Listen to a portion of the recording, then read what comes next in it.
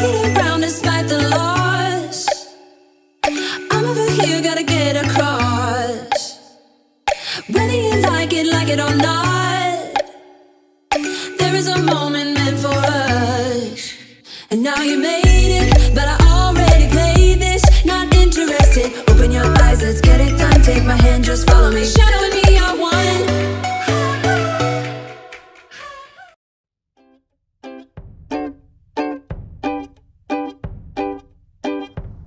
Hi, I'm Katie, and this is my partner Evan. We live in Brisbane, Australia, and we're keen to share our weekend and travel adventures with you, so please come along.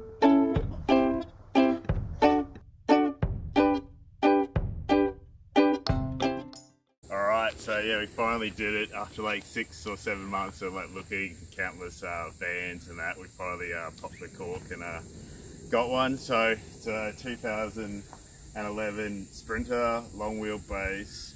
It's a 313, so it's a 3 ton carrying capacity with GMV, I think.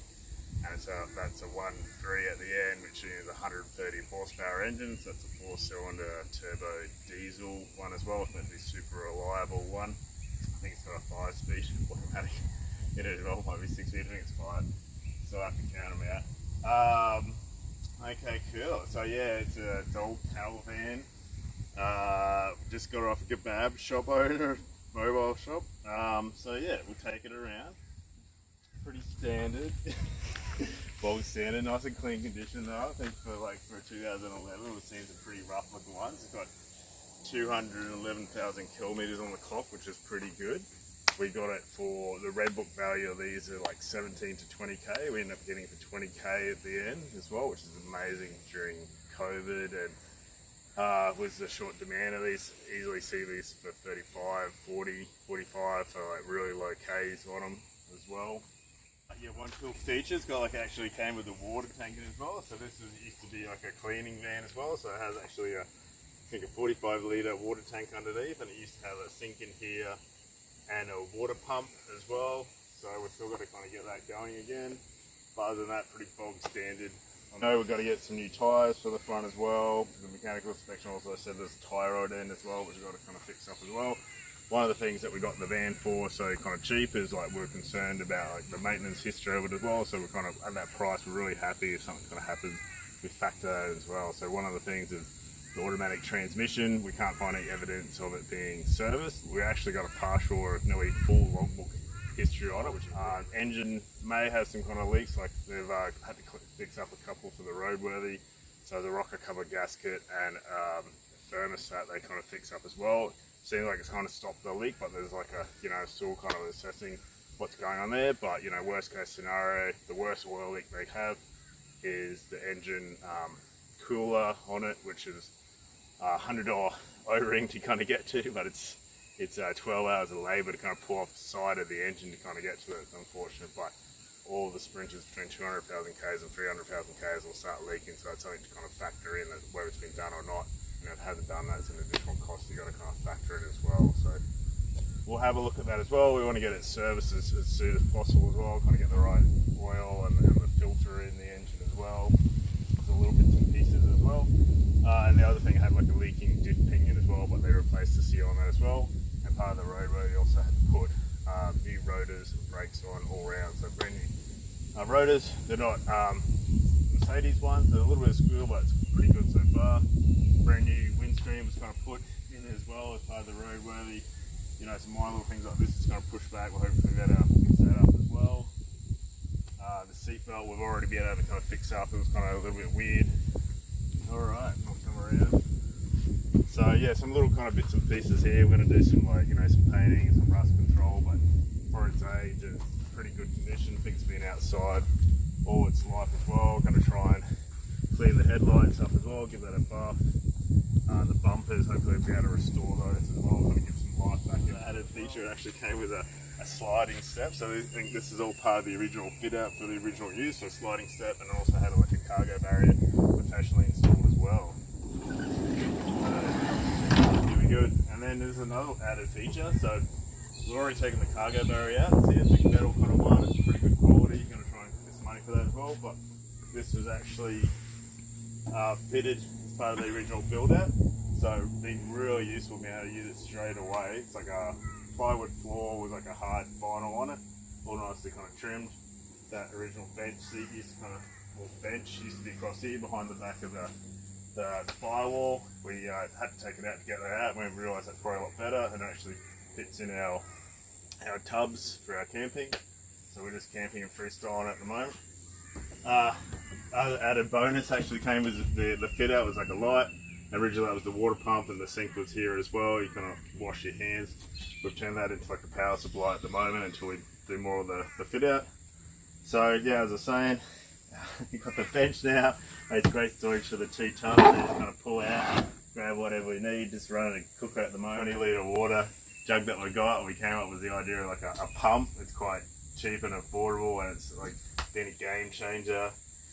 In behind the back here, it's been great storage. You put a little bit of space behind it. Got 2 chairs, a table, and also all the window shades and the fly screens as well. So big one for the front. You've probably already seen the ones for the windows. And a little seat sits in here, kind of nicely for cooking or whatever, and making sandwiches. All right, come on in. The back section of the van, so like absolutely like amazing. Clean van, like a lot of them have been quite dinged up and that. This one still has this original thing. I've never seen that in some of the vans that we've been looking at. Kind of some minor scuffs. Actually got some of these anchor points in as well. Some things we're going to fix. We noticed like a couple of these around here from the anchor pull out, so actually disconnected. So we're going to get some panel adhesive, put that in, make it all nice and tight before we finish. Oh, another added bonus as well, actually had these 2 vents in it as well. As part of the original fit as well, so actually you can screw them down to close them or have them up, so it's got a great peace of mind when it's sleeping in here or kind of cooking, some extra ventilation. So at the moment, yeah, we've also got the 2 stand-up paddleboards. It's been absolutely amazing. We've got this esky in at the moment, just tied down, it's pretty good. Got some extra firewood from last night. At the moment we just put like a carpet down and a mat. The blow-up air mattress had up for like a week and it's still like super comfy, hasn't leaked, just can't believe it. So we're pretty cozy in the back, and then the 2 doors that can swing open as well. Since we bought it, we actually put the fly screen in here. We're still kind of working on that. It's some Velcro up the top. We're thinking about how we attach on the side, and on this side potentially magnets here or self-adhesive Velcro straps as well. I haven't really worked that out, and the same as in the back as well. We're still kind of tinkering on that as well. I can show you a quick demo for what we're dealing with. And if anyone has some ideas about how to do it better, let us know. But so far we bought these from Bunnings, so these are actually for a house, for a door. So all the Velcros actually come with it, and so we attach it up the top here into this Velcro, and then let me just hang it out here. And then we're looking at potentially some self-adhesive Velcro down here, maybe here as well. But you know, when it's all done up, you know, has little magnet things to open it. You can kind of walk through it like this. And then when it hangs nice and tight, they actually like self-adhesives back up again with the magnet. So that's for the door there. As we've already probably shown you like before, we actually got these that were made up. So reflective sun visors from Kmart, $4 each as well. Actually some blackout curtain material from Spotlight that's got on sale I think for like $9 or $11 a metre as well. Got some webbing trimming that we've actually bought from Bunnings, so it's great. And these little tabs, and Katie's actually kind of made these up, done an amazing job, so fold up.